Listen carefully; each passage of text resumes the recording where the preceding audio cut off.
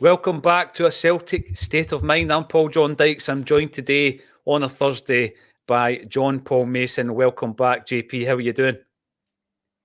I might be mourning the loss of an Apple Mac laptop. There's nothing worse. I'm looking over it right now, and it's. I think it may have died a death. You ever seen my laptop? You ever seen the age of my laptop? It's old enough to go and buy alcohol. That's it. It's ancient. It is absolutely ancient. That one that I'm looking down on right now it's like 9 years old, probably. Maybe 8 or 9 years old. But I just went to plug it in there and no life. Wasn't it playing ball? No. Nightmare. Listen, there is plenty to discuss today. You know who was just in the studio, JP? Our old friend Stevie Mullen.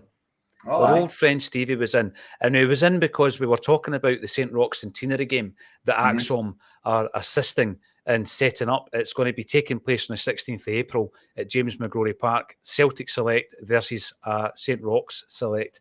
And I have been given, can you imagine this? You imagine the privilege, right? I've been given the task of pulling together the Celtic team. How incredible is that? So I'm pulling together the Celtic team, right, from a list of people that maybe over the years I've done a gig with, or maybe we've interviewed them for the podcast or something like that.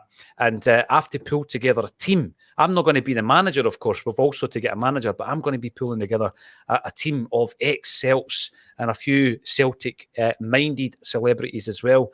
JP, it's going to be good fun. If you were to go and select a few players, give me one or two names that you'd like to see playing in a game like that. Well, I mean, realistic.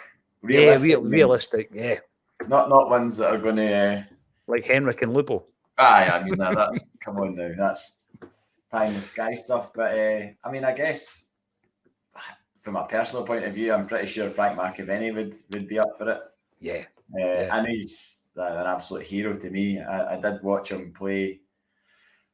Well, he was playing at the football pitches at I think it's Scotland Street. I was playing in a game one Sunday, and there was like a Old Firm Select game going on, and it was like Rangers Celtic. Marvin Andrews playing for Rangers. I think maybe like Charlie Miller, but the Celtic had McAvenny playing, and he got sent off for shouting abuse at the ref. Did he? So bear that in mind if you call him up to your Celtic squad. I was going to ask Frank. I don't know if he still plays in games like that. I was going to ask Frank, and I've got a whole list. I've been writing a list. You can imagine it. I'm like a bairn in a sweetie shop writing this list. But Stevie and I actually met 3 years ago because it was to do it for the centenary, which was 2020, and we know what happened, right? And it was postponed. And to be honest, I didn't think it was ever going to happen. But thankfully, Stevie has shown a bit of resilience, and it is definitely going to happen. But I was looking at my old notes in my old notebook, and it was a wish list of players that I wanted to play for Celtic, right? And you know, the saddest thing about it, at the top, I've got the management team, and the management team we were going to ask was Bertie Auld and Frank McGarvey. Would you believe that? Yeah, so that's on the original list. The first name on the list, Lubo, in brackets, established the fee. And then it goes on, and McAvenny's in there, and various other players are in there. So hopefully we'll be announcing some players very, very soon. So I was talking to our pal Stevie this morning about the game, about last night.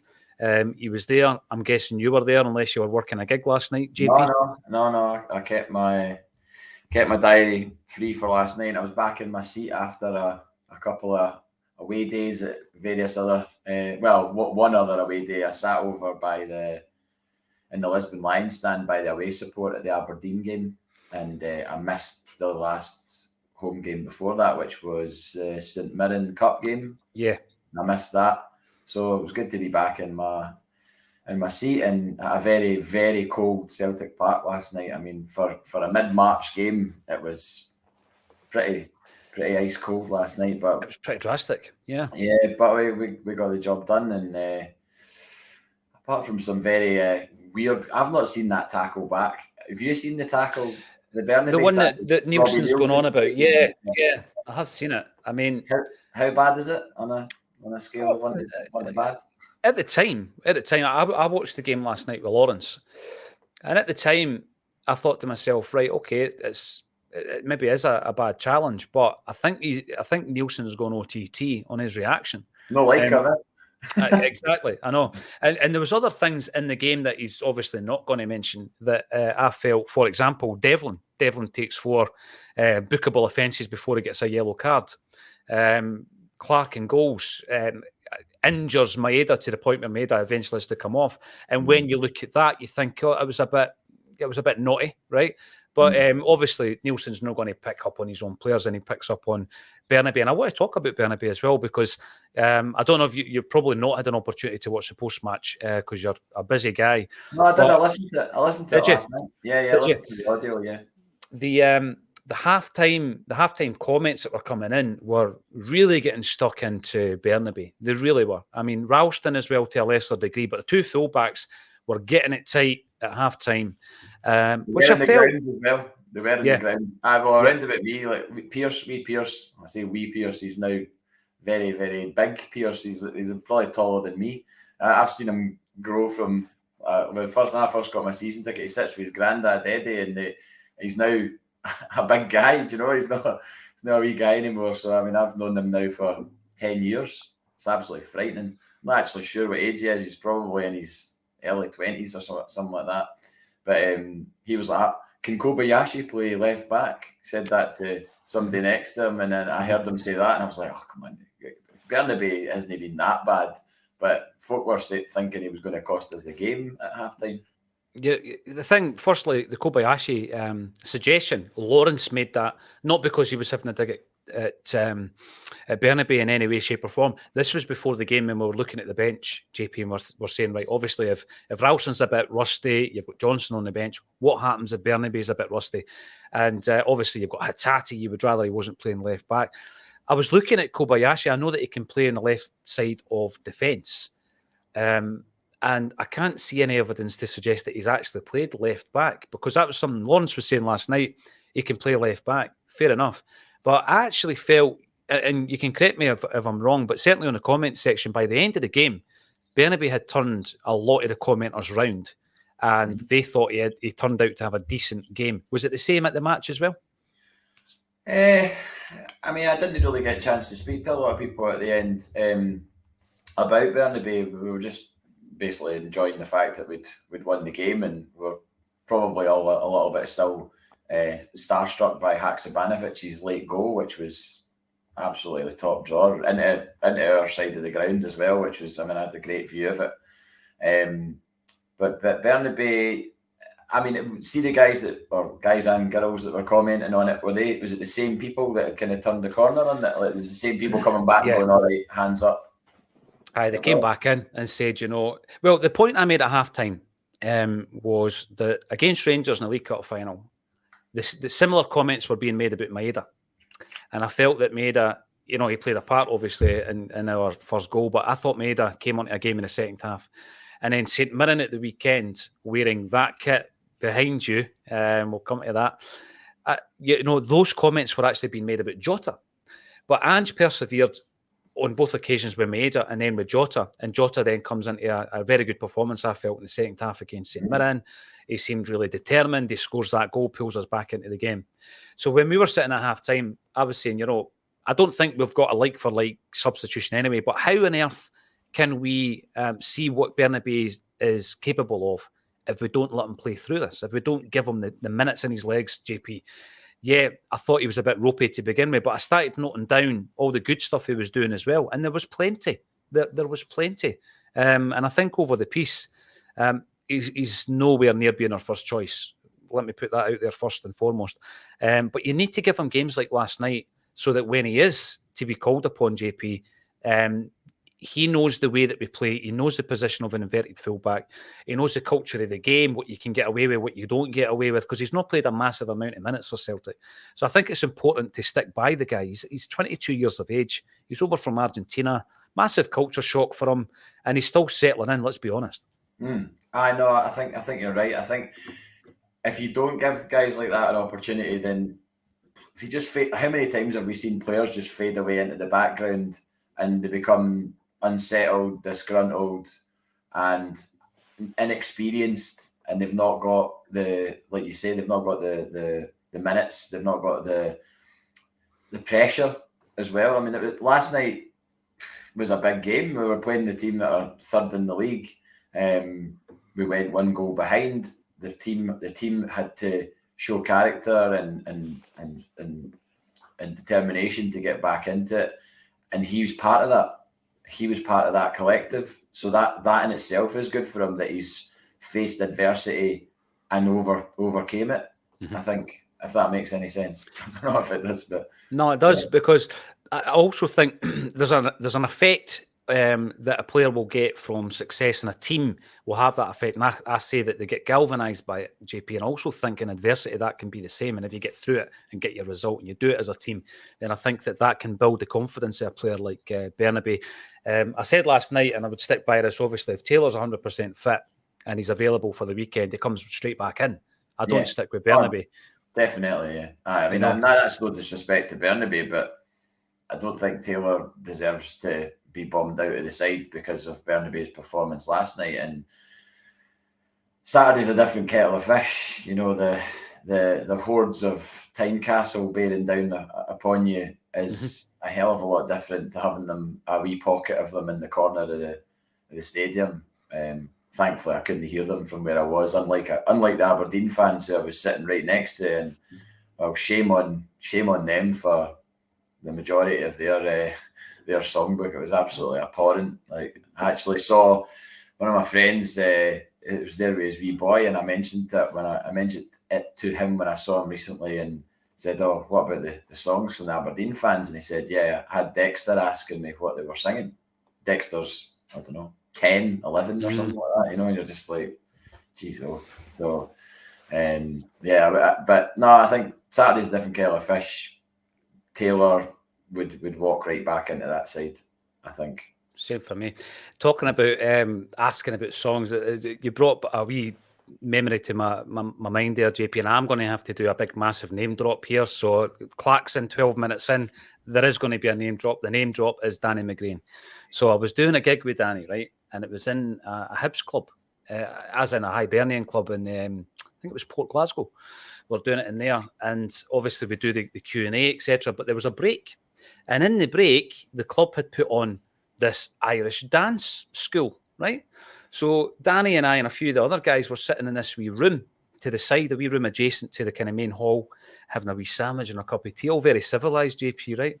And every so often we're looking through the wee hatch, and there's all these dancers, all these Irish dancers and all that, and nice traditional Irish music. And then eventually, as it goes on, we're maybe 20 minutes into the break, 30 minutes, and we're back on for the second half to get the questions from the audience. And the Celtic Symphony comes on, right? And I'm looking at the hatch, and obviously the chorus in the whole room is singing in unison. And there's 13-year-old girls dancing along to it, and I'm saying, oh, this really isn't appropriate. It's certainly for Danny McGrain to be in the same room as what's going on here. So I says to the, by the way, listen, I'm just obviously trying to protect Danny, an employee of Celtic, in such a scenario. And I say to the guy organising it, you know, going to tell them to tone that down a wee bit before we come back on the stage. And Danny turns around and goes, what's the problem? What's the problem? I says, it's the song they're singing, you know, the lyrics. He goes, what is it? And I tell him what the lyrics is. And he goes, right, but what does that mean? And I explain the connotation of the ooh-ah bit and the one is singing Samara. And he goes, all right, I wondered what that meant every time I heard it at Celtic Park. That was Danny McGrain, the JP. And he had heard it, I don't know, hundreds and hundreds of times, and he wasn't quite sure what it meant. So we were trying to protect him from that. But it's a conversation we had last week. And it's a conversation, obviously, we'll have again in relation to what you think is offensive at the football. And I've seen a bit of a fallout from that on social media, as is the way of social media, where people are saying, you know, you're a snowflake. If you don't like the songs, don't come to the games. I don't think it's as simple as that. I really don't. I think, you know, the discussion has to be a wee bit more balanced than that, JP. So fair play for calling it out last week as well. There's loads of comments coming in, and I want to talk about some of the individual performances from last night. But you've not even had a chance to speak about St Mirren. And obviously you've got that kit behind you hanging up. What was your thoughts generally over the St Mirren victory?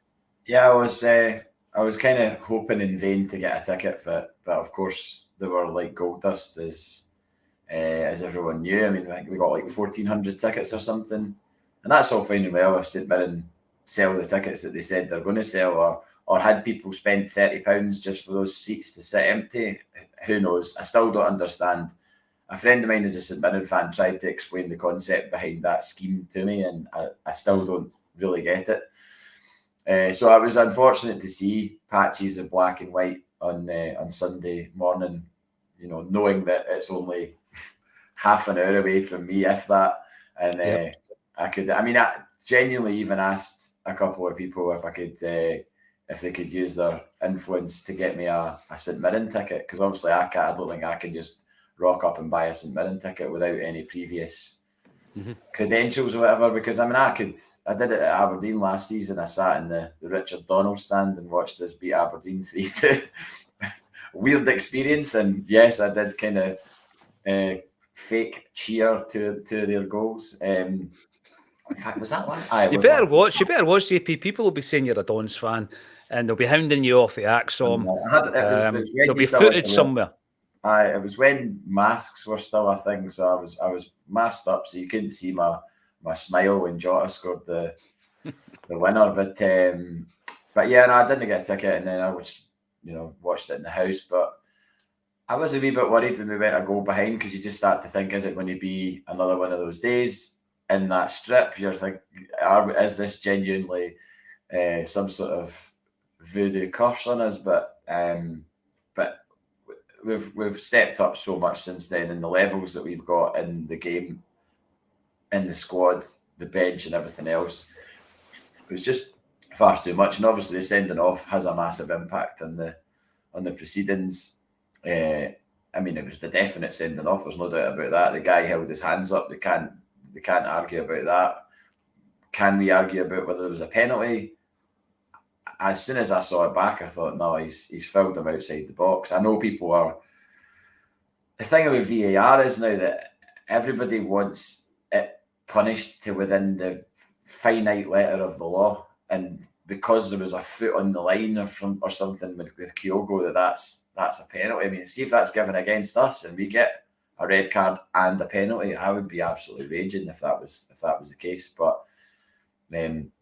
ultimately, we didn't need the penalty, unlike other teams, and we won comfortably in the end. And it was good to right the wrong of September, and give a little bit of redemption to the kit behind me, because I feel like I can wear it now.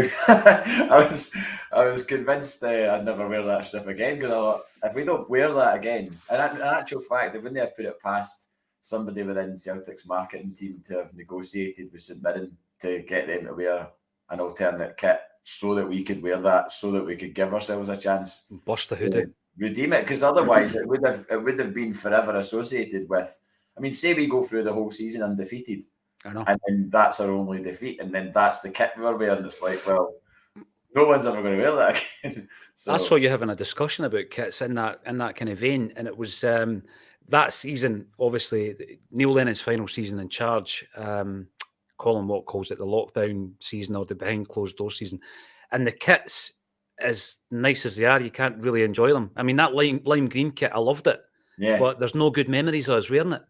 So it really does that to your memory. We never saw the team wearing it, put it that way, in real life anyway. We saw it on a computer screen, which still, to me, those games, I can't, good or bad, I can't really recall anything about those games. I think I've actually compartmentalized it in my head and just put it in a little dark room in my head somewhere, because it was associated with all sorts of other negative things going on in our lives at the time, where there was so much else outside of football that was off kilter with what we are used to, But yeah, that lime green one's a belter.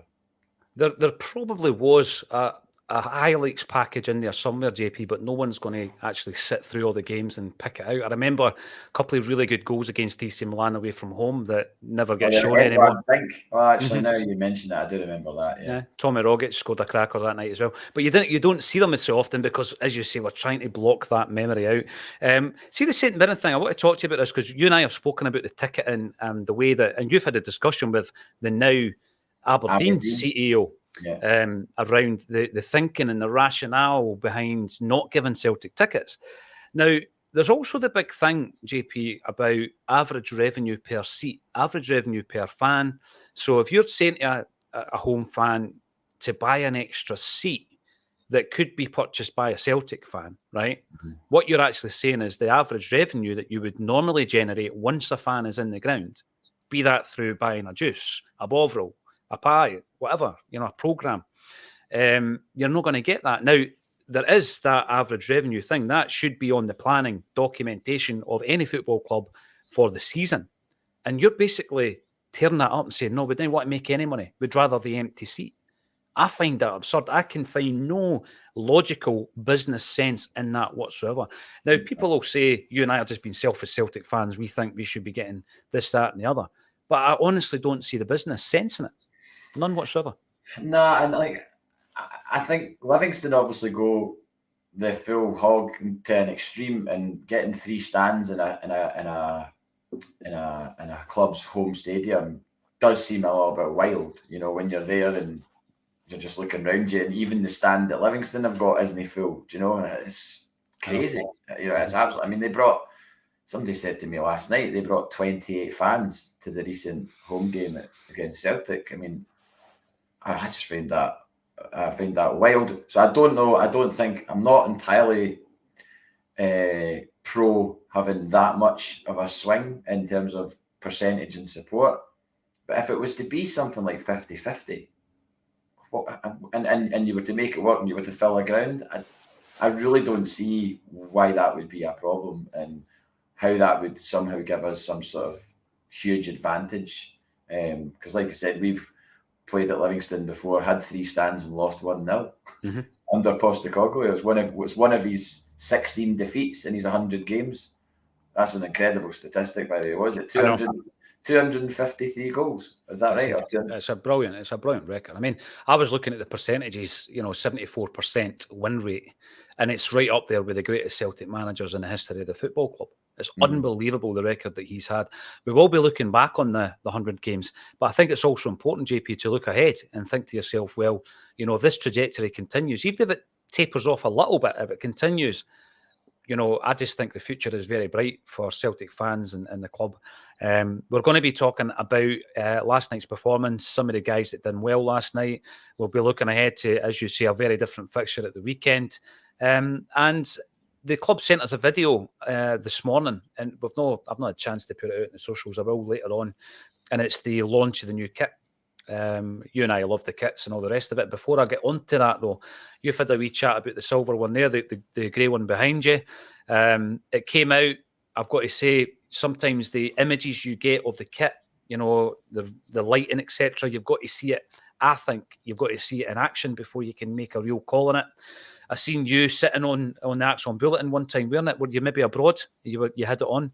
Yeah. It was Seville, I think. That's right. Yeah. And I was looking at that thinking, it looks much better on, but I still wanted to see it on the park. And then St Mirren happened, and you automatically look at it and go, right, is it a hoodoo? Is it a jinx? Let's not wear it, etc., etc. But the club don't want that, because you won't sell as many jerseys.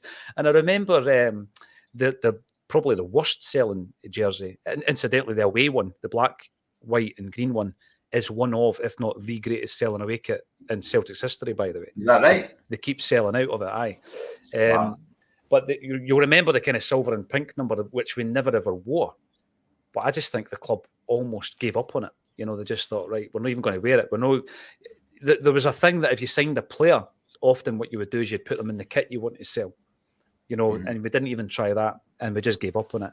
Thankfully, what a huge faux pas from the club that was. I mean, how much money was wasted? I mean, obviously they weren't made to order; they would have all been made. So there's probably a job lot of them sitting somewhere, ready to be picked up by an opportunistic Del boy to sell.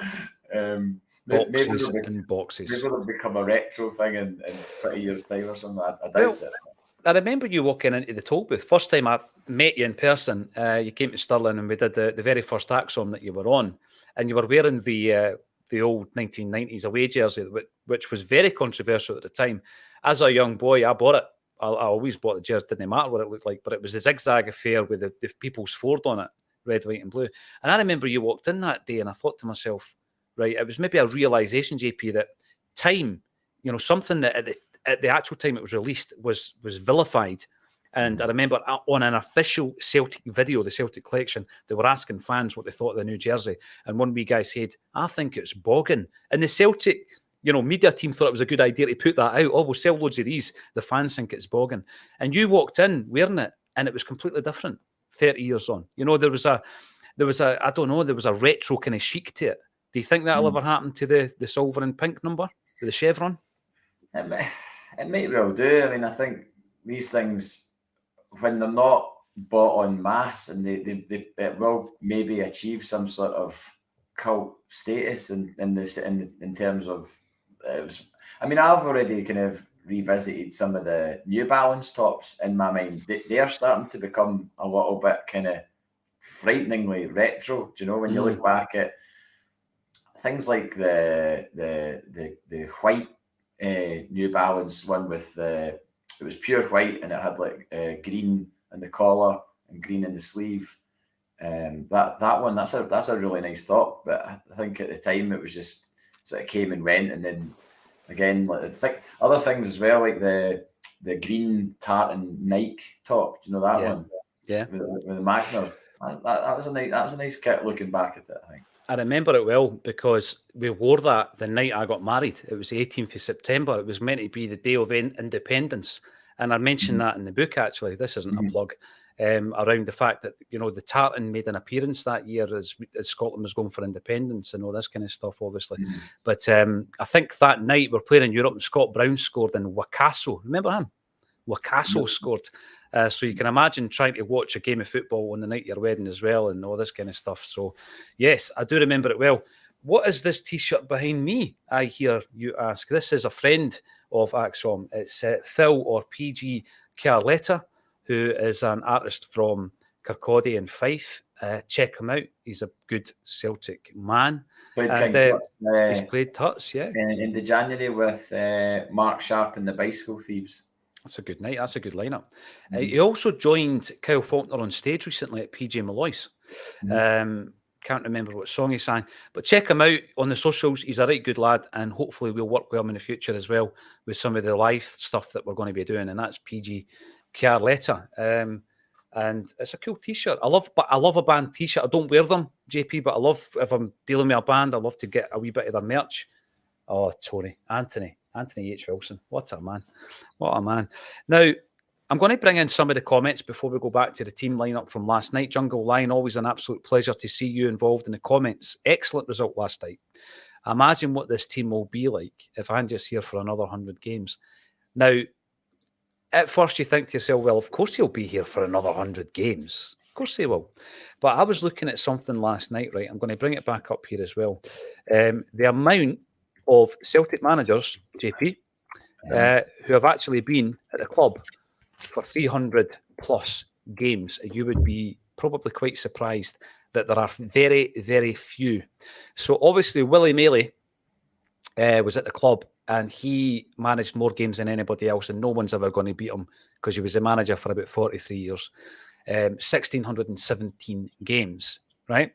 You've then got Jimmy McGrory, who managed 843 games.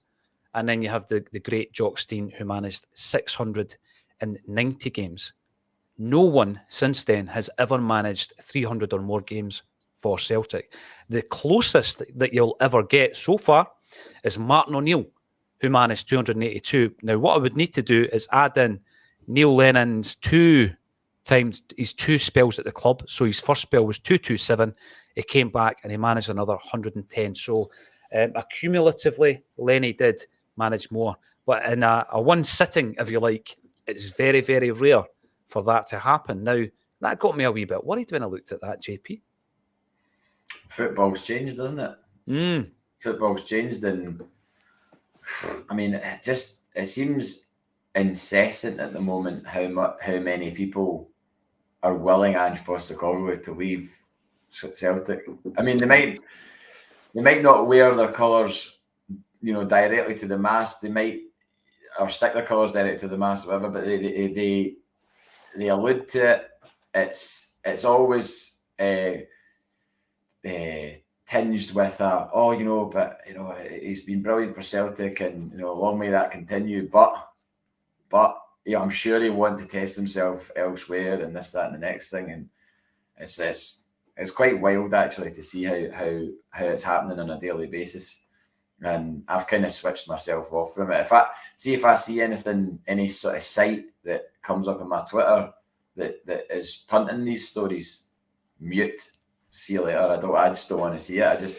If you're trying to get traction for that kind of stuff, then I'm not interested. No. I remember having a chat. You remember the rumours around Benitez coming to Celtic as a manager? Mm-hmm. And I was chatting away it was Paddy McCourt, actually. There's your second name drop of the afternoon. That's it, clanging at 30 minutes. And Paddy said to me that a manager like Rafa will go to a club if he thinks he can attain European success at that club.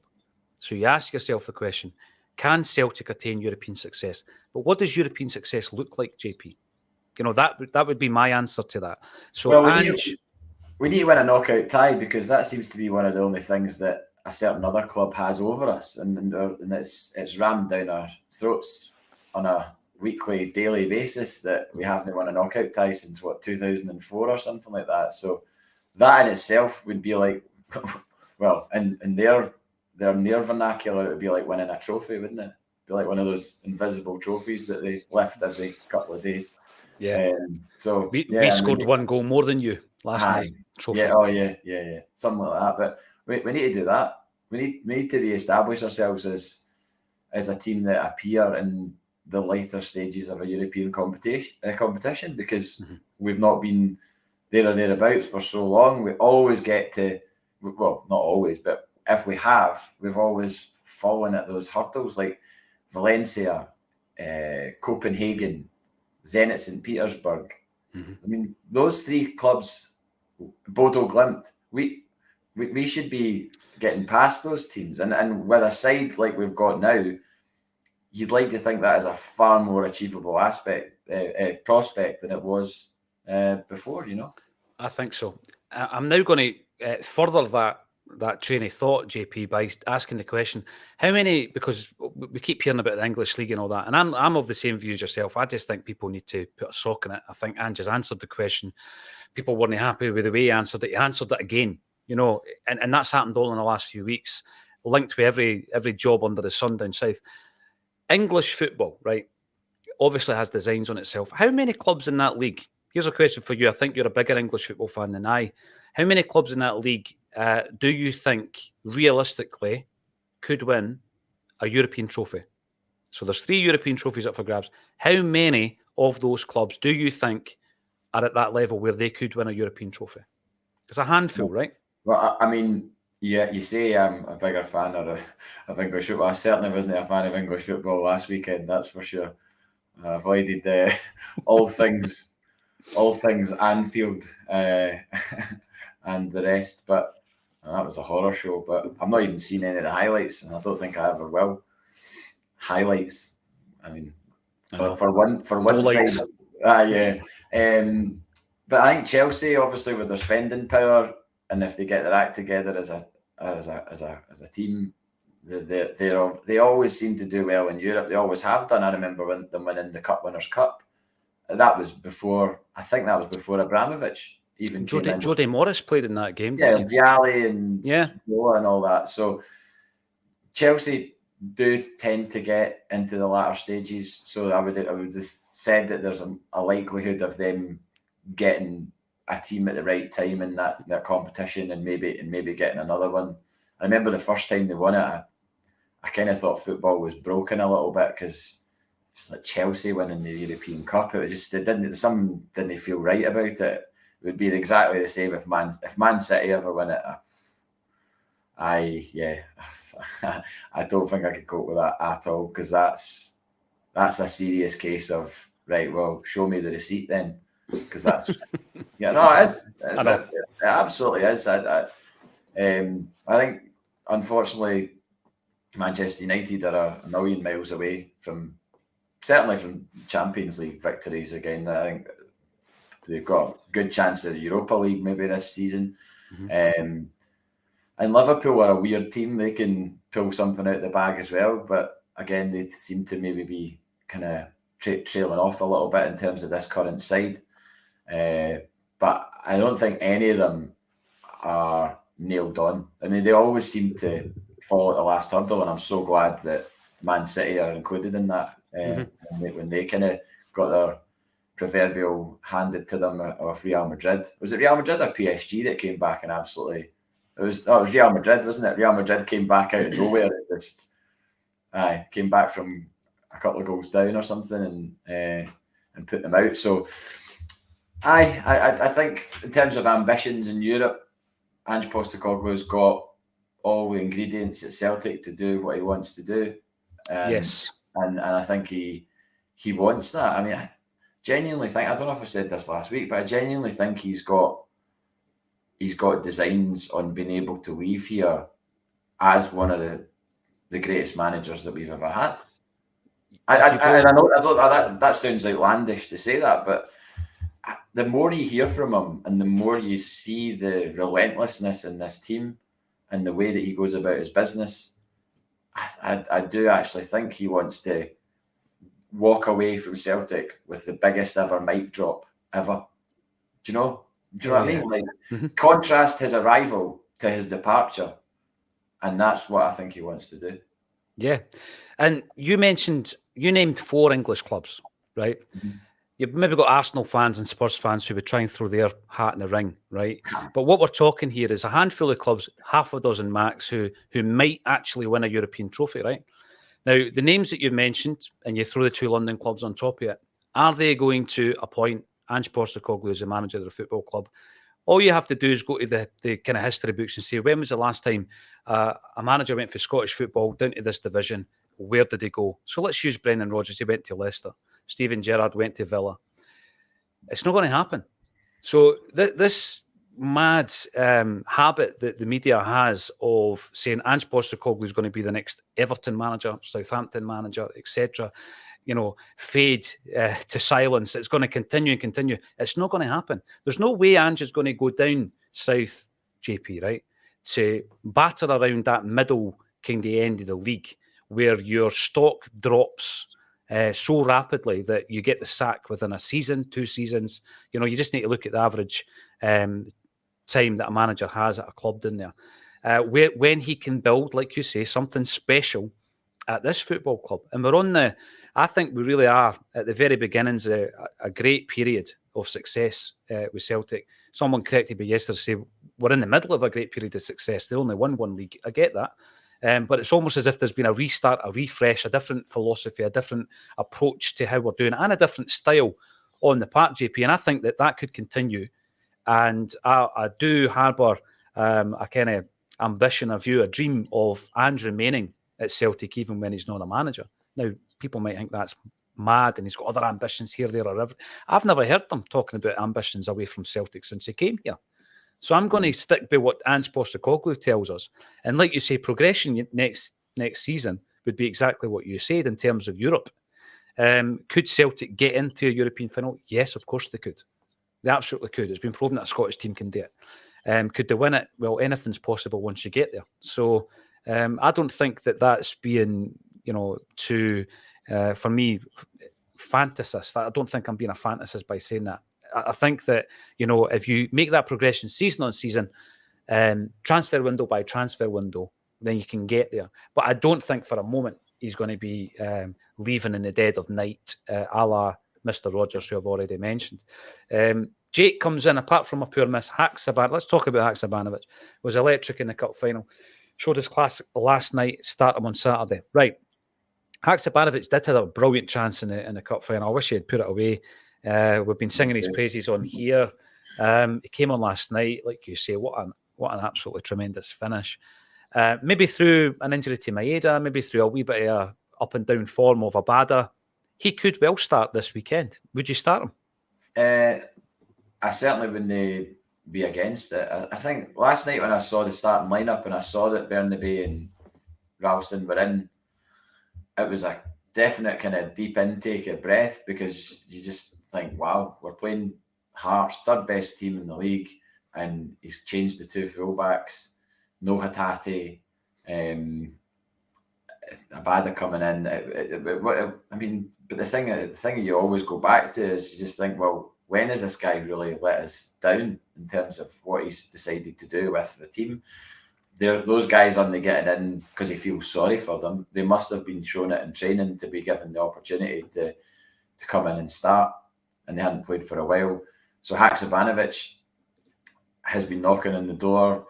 I don't think you could just say, oh, because he scored a wonder goal last night that he should start. I mean, it should be based around everything else that the guy that left the comment there mentioned about his cup final contribution, his general all-round play. Like he's got assists in him, he's strong, he's tenacious, he wears a long sleeve strip, which is something that I think, see if you wear a long sleeve strip and you've got someone about you, it's like Lubo all over again. I'm not saying he's like Lubo, but if you've got a long sleeve strip on, I don't know, there's something quite gallous about someone who wears a long sleeve strip, and Haksabanovic reminds me of like a guy in your school that was like really good when you're playing in the playground. You know, like one of these guys that's just like a playground superstar, and probably ended up going out and getting into I don't know, smoking and drinking and all the rest of it, all the late night West Lothian endeavours that you could get up to back then. But but he's got that kind of, looks like he's playing in like street football or something like that. I actually could name you the guy that I'm thinking of from my school. His name was John Connolly, and he was brilliant at football. I never came to anything as far as I know. I don't know if he ever went to play on at any level, but at our school, he had all the tricks. He had that kind of low centre of gravity that he could drop his shoulder. He had every trick in the book, and I think he was 2-footed as well, if I remember rightly. So whatever became of him, I don't know. I actually met a guy at the Martin O'Neill night when I was up the stairs before. I don't know if I told you this, but we were chatting away, and it transpired that we're like, wait a minute, you for Livingston? Aye. You for Bathgate? Yeah. And I was like, what school did you go to? St Kent's. And then he was like, all right. It's like, do you know such and such? Such and such. They were, wait, what age are you? And I said, my age. And he said, the same age. And I went, what's your name? And he went, Stephen Fairley. And I went, no way, man. The guy I went to school with.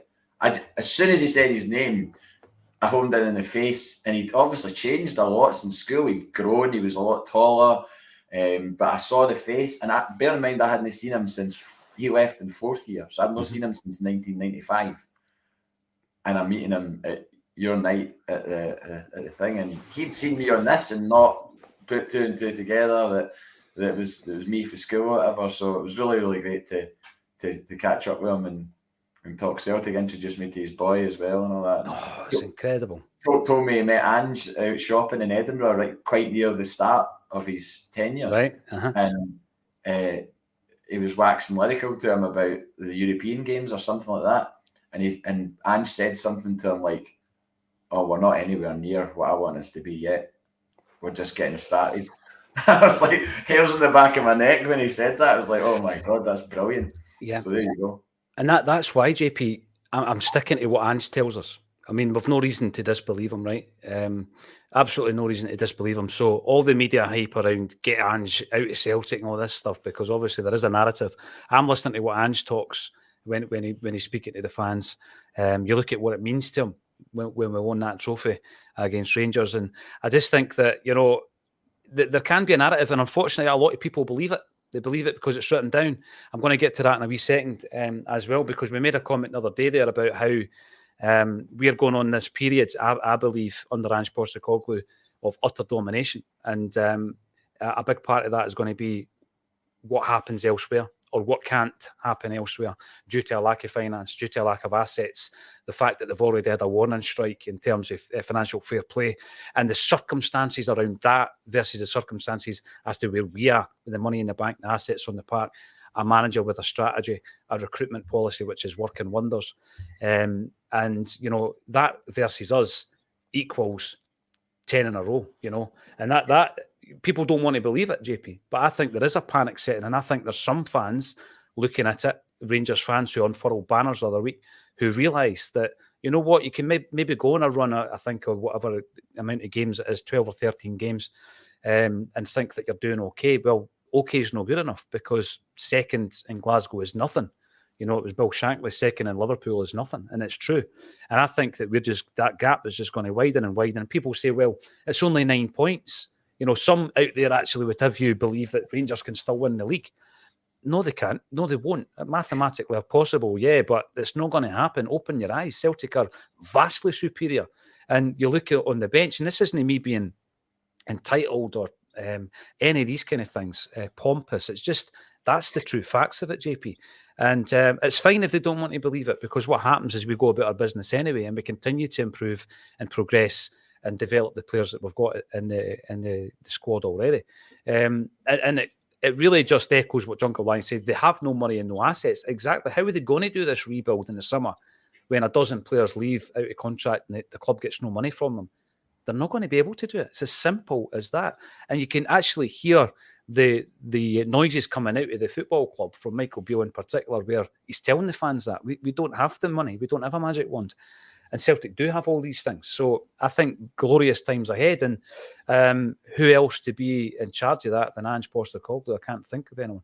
We love our jerseys, JP. You have an array of Celtic jerseys and other jerseys hanging from that shelving system behind you on a weekly basis. Ridiculizer says the tagline for the new kits should be betraying our origins. Does it come in fleece? See what you did there. Does it come in fleece? Now, you've seen the jersey. You would have seen the leaked images, and then Adidas's official images, and then the club released their official images, and they're all over the socials and online this morning. They sent us the wee video. Did you see the video? I saw some sort of GIF thing on Twitter, just of it in various different shots of it. I don't know if that's the same video. It must be. Is it Matt O'Reilly that's in the video? Or? Let's have a look. I've not had a chance to play it. So this is at this point that the club could actually pull the rug from under my feet, because I've not seen it. But they did send it this morning. I thought I'd have a wee look at it on the show. So I'm going to play it just now, and we'll see what it looks like. Let's have a look. If it works, here we go.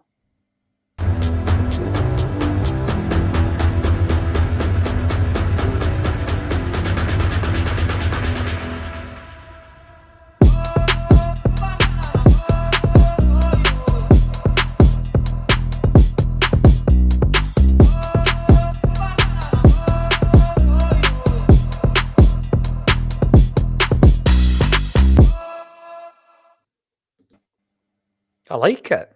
It's nice. My problem is we don't need a fourth kit. Yeah, that's my argument, you know. And that's mine too.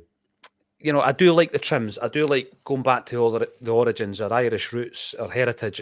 That much, you know, means a lot to me as a Celtic supporter, JP. But what also means a lot to me is the fact that the vast majority of the fans, the vast majority of people that have got a season ticket are working class, and it's never been tougher for the working classes in generations than it is right now, where the few are looking after the few. You know, the political side of this country is shambolic at the moment, and the many are basically just getting thrown to the wolves and having to fend for themselves, be that, you know, energy prices, the cost of living crisis, fuel crisis, you know, the whole thing. I was watching a very, very interesting interview between Bernie Sanders and Frankie Boyle the other day. Watch it, it's on YouTube, brilliant. It's about an hour and a half long. And they're talking about the capitalism. Obviously, Bernie's giving it the US kind of side, the view, and Frankie's chipping in with the UK kind of angle. And the similarities are unbelievable. And what Bernie Sanders is saying is, do not let the NHS go private. Do not let it happen. Because what's going to happen is, and he gave you a very, very bleak view of what working class life's going to be like if you get ill, you know, because he's seeing it over in America. And all these things are relevant. I'm not going off on a tangent. All these things are relevant. This is real. People are struggling in great, great numbers, JP. And I don't think that a fourth kit to celebrate St Paddy's Day is, for me, I don't think it's appropriate. Before I talk about that, just picking up on something you said there about America and private healthcare and everything else. And Stuart, you'll have read Stuart Braithwaite's book, obviously, ahead of doing the interview with him. Do you remember him talking about when Martin, the drummer, had to get medical help because his pacemaker came out? His heart condition, yeah. Right, and they got charged $30,000 for the medical bill for his treatment, or the advice that was given to him was $30,000. Yeah. I couldn't believe. I mean, I knew that it was a bit crazy over there in terms of those type of things, and that's what can lead to people ending up in poverty because they can't afford medical bills and bankruptcy, losing your house. Yeah, this is the working classes. Yeah, totally. But then, to touch on the strip, I just don't understand why we're releasing a fourth kit in March. We've got 10 games to go. I mean, it's just why? Like, what is the rationale behind it? I know people will go, oh, well, you don't need to buy it if you don't want to. Like, even if that was my favourite strip of all time, say they'd released a strip that straight away became my favourite, I'd be like, I'd still have issue with it because it's an expensive piece of kit.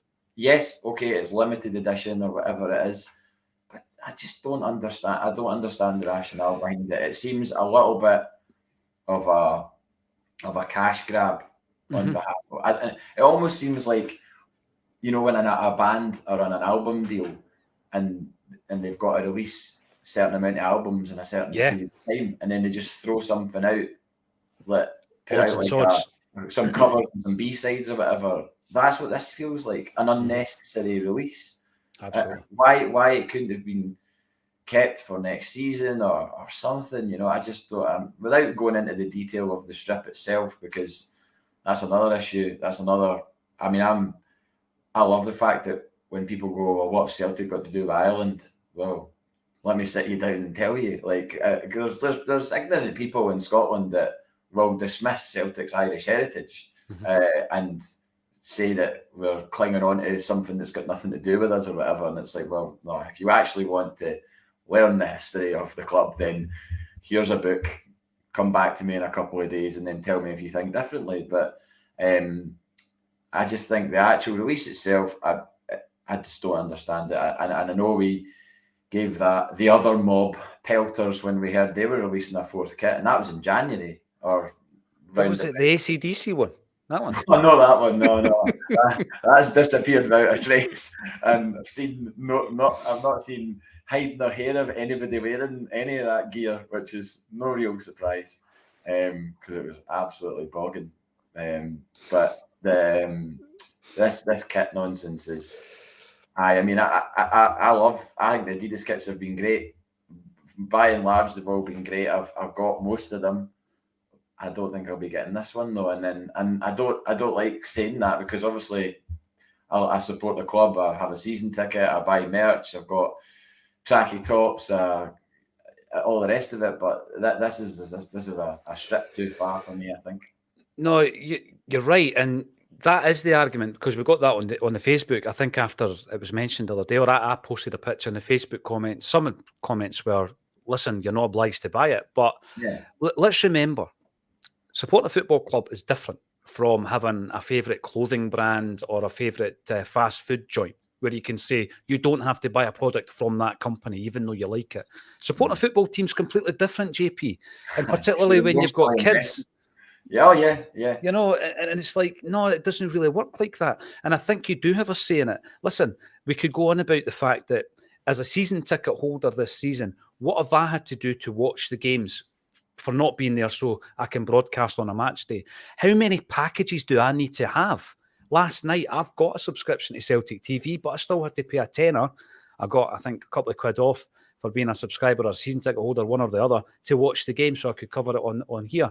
The Viaplay, the BT Sport, the Sky Sport, the whole shebang. So you're getting fleeced at every single opportunity by the club. And I just think that sometimes let's not always go on about the commenter went in studs up there, but I can totally see what he meant. And the club might be, whether they're bothered or not, that we're sitting here saying it's not something. We're not saying don't buy the jersey. We're not saying that. No, it's everybody's choice. It's not a boycott. No, it's absolutely.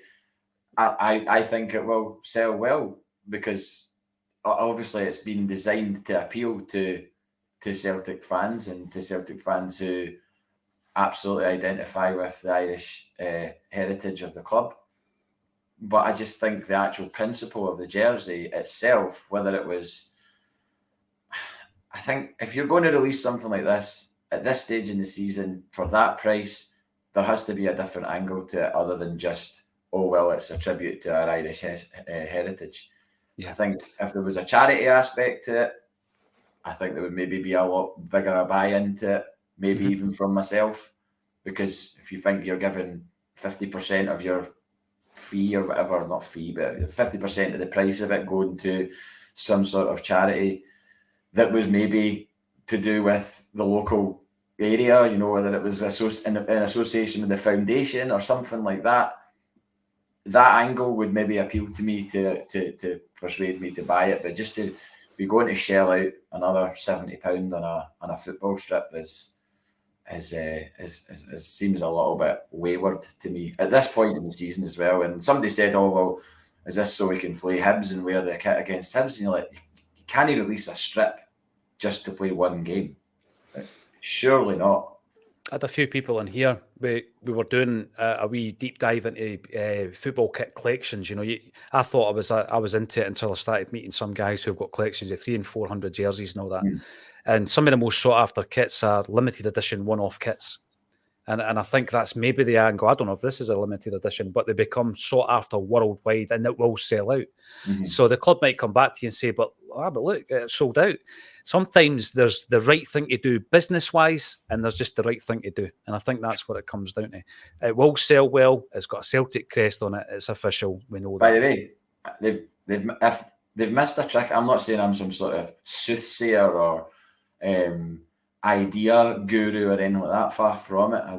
I would be in a far bigger flat than this, in a far bigger house than this if I was. But the charity angle, that could have been looked at, given what the club was founded for, and the whole fact that it's to recognise our Irish history, our Irish heritage. That could have been something that they thought about, and I don't know if that was ever on the table at any point from anybody within the club. But the big thing as well, we know that the club does phenomenal work for charity. We get that, and we try to be as balanced as we can. I mean, the recent announcement where twice a week you've got the drop in, people can go and bite to eat, hot drink, phenomenal, absolutely phenomenal. So they're embracing the fact that communities are struggling, JP, at working class level. People are struggling to pay their bills. They're struggling. They're doubting whether or not they should put on the heating. In 2023, in a first world country, and we're working whatever 40, 50, 60 hours a week, and we can't put the heating on. I know people that are doing that 100%. Definitely know people that are doing that. And the foundation as well, that just the last week or this week announced that night at Armadillo or is it the Hydro? Is it the Hydro with Scott Brown and Lustig? So that's them using something that they've got the power to do to then raise money for the foundation. That's and people will go to that event and will gladly pay the money. Well, one, to give Scott Brown the send off that he deserved, because as he said in the interview for it, to leave the way he did was kind of heartbreaking. And those pictures that were taken of him sitting in the middle of the park, an empty Celtic park, I know. Pretty haunting, really, when you contrast that with the amount of success that the guy enjoyed. So I think that's a pretty great thing to happen for him and for the fans. But that was an angle. They're using that as an opportunity to make money, and I don't see why they couldn't have used this as an opportunity to make money for the charity as well, rather than it be seen to be as cynical as this. And then that's how I view it. I mean, there's no point in me. I gave my views last week on the song, the ABBA song, and that was my opinion. This is my opinion. You've not told me to say anything. Nobody else has told me to say anything. I don't want to work for Sky. I'm not about to eat a big bowl of soup. I love all that. Hey, I'm just looking to get a job on the mainstream and all this nonsense. By the way, we love football jerseys. We love Celtic jerseys to such a degree. It took me 7 years to write that book above the head there. But that's not right. Now they've got an added. They've ruined it. That's why I'm angry about this. That's the truth. They've ruined it. I'm going to have to write another page. Dearie me. Right. Thanks everyone for getting involved. JP and I can often go on tangents, but sometimes it really is important to point out sometimes that big businesses can get so commercially minded that they lose sight of other things. But the caveat to that is the club does brilliant work for charity, and we take all that into account. Aidan Barrett, Iwata, McGregor and Hatate should start on Saturday, in my opinion. I can't see Ange making massive changes, but I'll tell you, every time I've seen Iwata, I think he looks the real deal, JP. Yeah, I think he's grown into the club and grown into the side, becoming more familiar with his teammates, and I think I'm looking forward to seeing what he can do going forward, because this is just the bedding in stage, isn't it? I mean, this is just a time when you've seen it happen with lots of players where they need that 6 months to maybe even a year to sort of establish themselves. And this is when people make judgments so early on players, and there's maybe people who have made judgments on Iwata already that maybe don't think he's good enough. Or, I mean, certainly there's probably a lot of people that don't think Bernabe is good enough. And you want these guys to continue to get involved in the side and give. I love seeing players flourish when they've been written off. I'm not saying Iwata has been written off, of course he's not, but there is a kind of tendency to go, well, where is he going to fit in this midfield? Because there's so many good players in that midfield who currently have that jersey. Like Turnbull, can he get in? I mean, Turnbull's nowhere near the side at the moment, and he'd come in, scored a couple of goals, looked like he was maybe going to dislodge somebody, can't now. And I don't think there's any chance that Moy won't play on Saturday. I think Moy will play on Saturday. I think 100% he'll play. And I think Hatate and McGregor will play as well in that midfield on Saturday, because this is, Ange will be treating this like a cup final. Yes.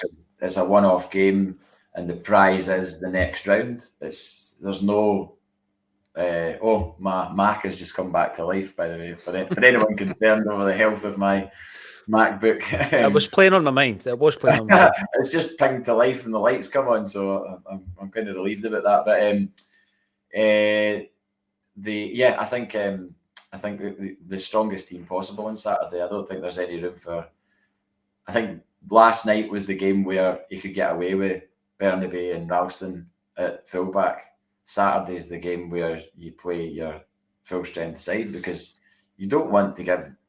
They went 1-0 up last night, and probably people were like, this could be a night where we drop points. You don't want to give them anything at all on Saturday. Certainly not a team with Andy Halliday playing in them. You know what I mean? It's like. I know, because if it is tight, you then start, and thankfully we went virtually the whole show, if not the whole show, without talking about it. There is that opportunity for a decision not to go your way when it should, and I think that that is in the back of your mind when things are tight. So you're right, you go in, you play your strongest team. Some of us will have different opinions as to what that strongest side will be. I've got to thank everybody for their opinions today. It's all about opinions on a Celtic State of Mind, as this JP says. And if you listen to Lawrence and I last night, we disagree all the time. JP's talking his own truth. It's nothing to do with a narrative that's fed by me or anybody else. But it's always an absolute pleasure to see some of your names popping up on the comments section. As I say, check out PG Carletta if you want to come along and see Axom live. We're with Alan Thompson next month. The Danny McGrain one is sold out, but the tickets are available for Tomo, the boy from Seville, underneath the video.